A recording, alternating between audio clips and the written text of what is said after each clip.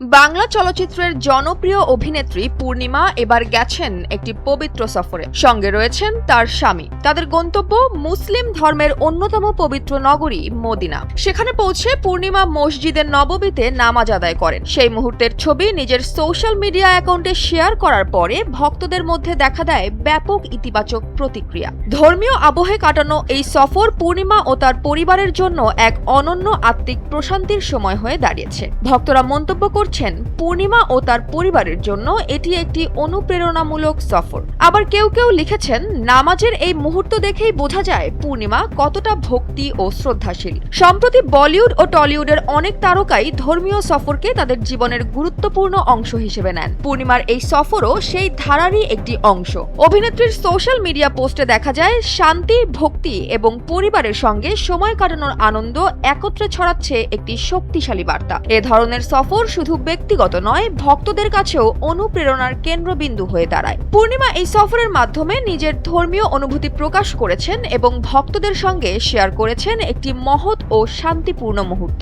এই মুহূর্তটি এটাই প্রমাণ করে যে নাম, খ্যাতি বা ব্যস্ত শুটিং শিডিউল যাই থাকুক না কেন, তারকারাও ধর্মীয় ও আত্মিক শান্তির খোঁজে ভ্রমণে যেতে পারেন। পূর্ণিমার এই পবিত্র সফর ভক্তদের মনে একটি প্রশান্তি ও শ্রদ্ধার বার্তা দিয়েছে এবং এটিই হতে পারে নতুন প্রজন্মের জন্য এক অনুপ্রেরণার গল্প।